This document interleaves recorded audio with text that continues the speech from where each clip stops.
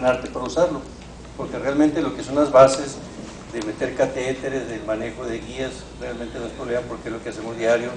En el caso de Fernando, un abordaje por la femoral o un transapical, pues realmente lo puede hacer sin mayor problema. Aquí es el conocimiento técnico de cómo trabaja la válvula, pero en resumen se puede realizar entrenamiento, te dan opciones, ya tú dices voy a estar en Suiza, obviamente vamos a elegir algo que esté más cercano porque son durante varios periodos las que está yendo y viniendo, ¿no? Hay una fase teórica, una fase en laboratorio con el dispositivo y posteriormente ya con pacientes.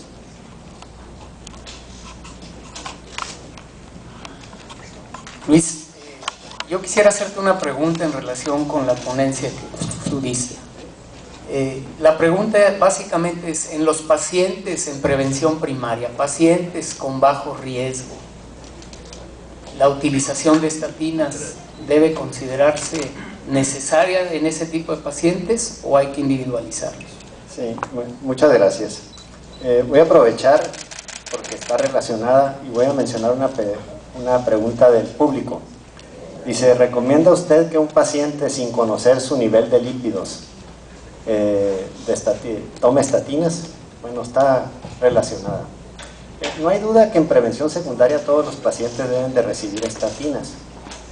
Pudiera haber cierta controversia en prevención primaria.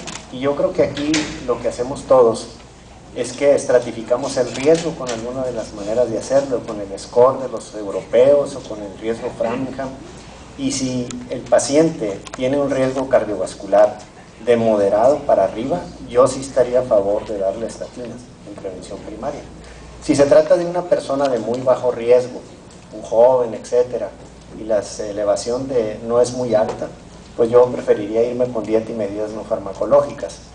Ahora, aquí puede haber una excepción en gente muy joven que tenga cifras de colesterol muy elevadas y cuyo riesgo de por vida de esa cifra realmente va a ser alta, aunque a corto plazo pueda ser baja. Y en esos casos también lo consideraría seriamente.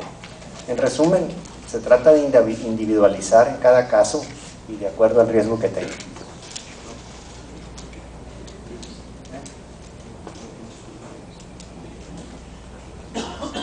No recomiendo yo que un paciente que no se conoce los niveles de lípidos en prevención primaria se utilice estatinas. En prevención primaria yo creo que sí conviene conocerlos y de acuerdo a eso y al riesgo global decidir su uso. En prevención secundaria no importa el nivel que tenga de lípidos, yo creo que sí hay que dar.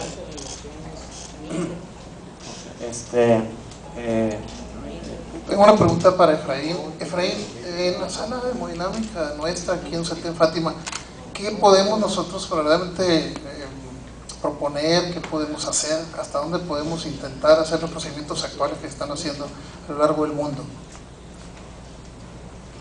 Gracias, Luis. La sala de hemodinámica que tenemos aquí en Mochis, aquí en Fátima, en CETEN, realmente tiene las características para hacer cualquier estudio geográfico. Por ejemplo, cuando hacemos un cateterismo o una arteriografía periférica, hay algo que se llama sustracción digital, por decir algo, o road mapping, todas esas técnicas que hay para incrementar la precisión en el diagnóstico geográfico de una enfermedad. A veces, cuando hacemos una arteriografía coronaria y vemos la arteria coronaria, hay obstrucciones que no parecen ser críticas y que el paciente está en la mesa y no puede sacarlo para hacer una prueba de esfuerzo, no lo puede sacar para hacer un ecograma con dobutamina. En ese momento tú puedes hacer un ultrasonido intracoronario, es un dispositivo de 1 milímetro menos, entra por la ingle y se revisa en el interior de la coronaria con precisión micrométrica cuál es el grado de estenosis. Tenemos ultrasonido intracoronario, se tiene también algo que se llama guía de presión intracoronaria. La guía de presión intracoronaria es una guía como la que se usa en angioplastía, muy delgadita, que puede dar la presión distal a la estenosis, a la obstrucción.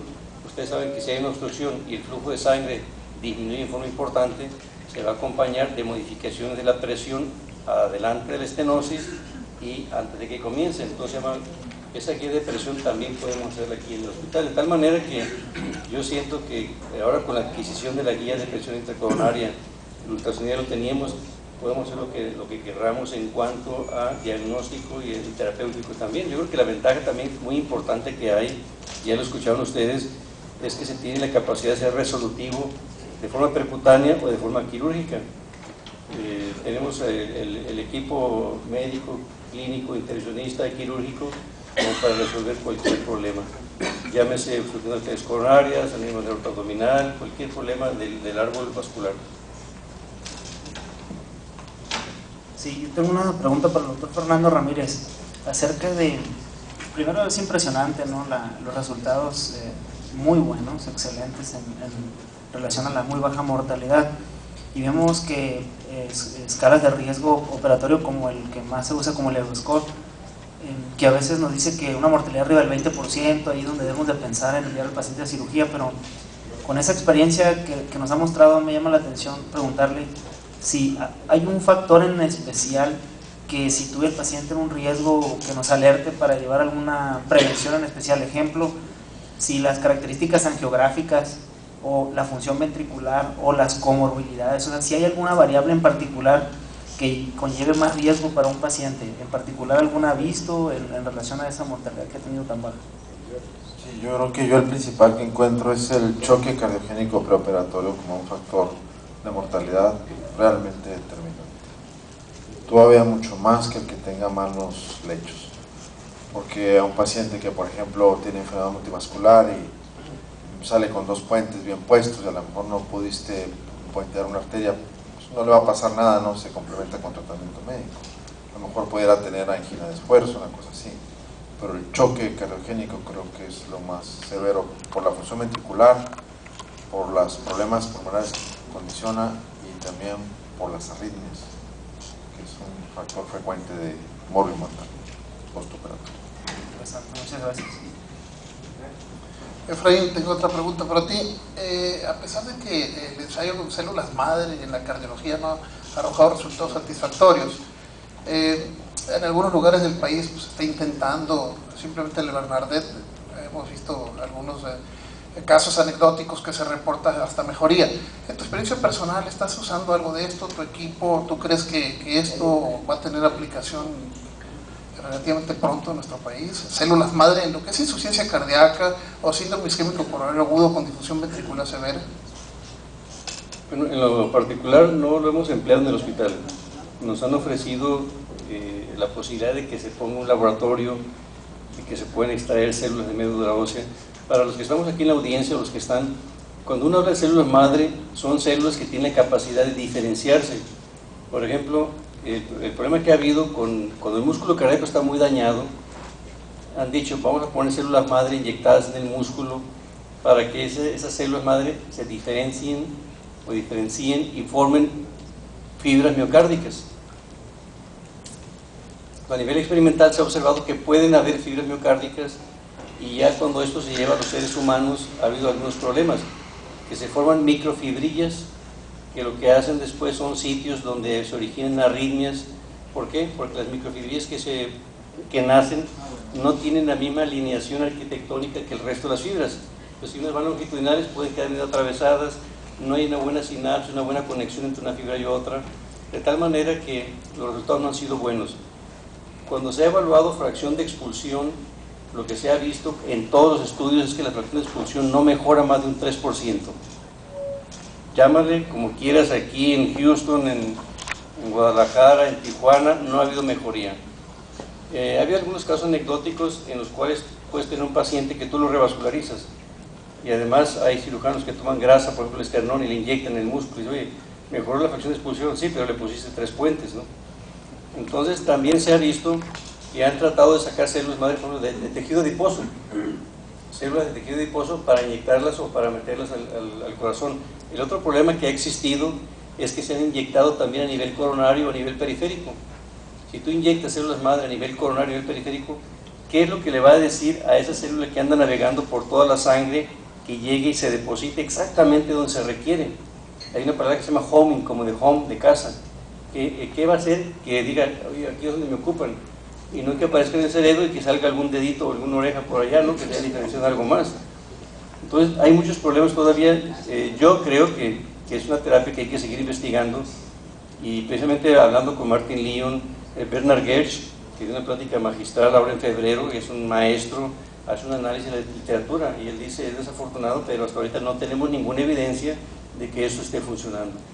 Y Martin Leon decía también, ustedes lo han leído, tú has leído desde hace 5 años que se están haciendo trabajos en insuficiencia cardíaca en pacientes infartados tratando de regenerar músculo cardíaco, pero en 5 años o en 8 no hemos visto ninguna base o ningún dato que nos aliente a pensar que ya es una realidad. Yo creo que hay que investigar, pero todavía hay camino por recorrer ahí. Yo estoy totalmente de acuerdo.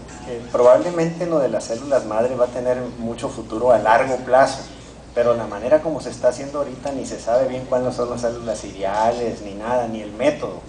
El problema es hacer un procedimiento experimental que ni siquiera se sabe cuál es el resultado final con fines de lucro. Eso es lo que no se vale. Sí se vale investigar en forma seria en protocolos. Y les recuerdo que las anécdotas en medicina no tienen ningún valor. Están promovidas por el sesgo personal del paciente o por el sesgo personal del médico. Se tienen que hacer estudios más serios para de veras demostrar eso. Bueno, aquí tengo una pregunta interesante para, pues yo creo que es para Efraín. Dice, es del doctor Aguilar, oncólogo médico. Dice, la intervención vascular en oncología es una nueva modalidad terapéutica. En el hepatocarcinoma es una técnica muy útil. ¿Qué experiencia hay en el CETEN? Me refiero a CETEN Guadalajara, para los tratamientos oncológicos. Nosotros como cardiólogos obviamente tenemos un conocimiento limitado de lo que es la vasculatura fuera del corazón. Si el corazón nos cuesta problemas para saber bien de las arterias, o el periférico un poquito más, ¿no? Hemos hecho algunas embolizaciones. Actualmente la pregunta es muy interesante y estamos hablando de lo que se puede hacer fuera del corazón. Hemos hecho embolizaciones cuando en tumores renales, cuando haces resección renal, quiero que no sangre durante la cirugía, puedes embolizar las renales. Cuando hay miomatosis uterina también, cuando hay alguna cirugía de útero, que hay muchos tumores que van a sangrar, se puede realizar. En el caso de los hepatocarcinomas, cuando hay un manejo conjunto quirúrgico y se nos indica, nosotros trabajamos con radiólogos intervencionistas, no lo hacemos todos nosotros solos, trabajamos con radiólogo intervencionista y se puede hacer embolización selectiva de algún área o de alguna rama de la hepática. Entonces se puede hacer, si el cirujano nos dice o el oncólogo, queremos resecar tal zona, embolízame tal arteria, se puede hacer. Y se ha empleado también esto de embolización no únicamente para malformaciones arteriovenosas cerebrales, hemos hecho malformaciones de las manos, de los pies, de la lingual, pacientes que tienen epistaxis, por ejemplo, también se pueden embolizar ramas de la nasal para que no haya epistaxis, pacientes que tienen bulas episematosas, sangrados de tubo digestivo también se pueden manejar con embolización. Eso siempre apoyado por el radiólogo intervencionista o en ocasiones también por el vascular periférico. Me hace una pregunta a mí, dice, ya sabemos qué pasa con el colesterol LDL elevado y preguntan qué pasa con el colesterol HDL, que se encuentra en cifras normales, supongo que en los pacientes que reciben estatinas. Tiende a aumentar del 8 al 16% dependiendo de la estatina, pero el HDL aumenta. El beneficio sobre el HDL no es tan marcado como la reducción sobre el LDL, pero sí existe. Bueno, dice otra pregunta aquí. El acceso arterial para los implantes de la válvula aórtica, dice, no se habló de la vía axilar. Cuando estaba yo haciendo mi entrenamiento en Estados Unidos, tuvimos algunos casos en los cuales se hacía el abordaje axilar. De las dificultades que encontramos, lo que es la punción técnicamente es un poquito más demandante, pero se puede realizar, pero básicamente lo complejo era al momento de tener la hemostasis. La compresión a ese nivel es un poquito más complicado que comprimir una arteria radial. Actualmente se hace mucho cateterismo radial, inclusive cateterismo a través de la cubital también. Esos sitios nos permiten el mismo acceso, o cuando menos accesar al mismo territorio que podemos accesar obviamente con la axilar, pero se puede hacer, casi no lo hacemos porque no ha sido necesario, es una situación extraordinaria.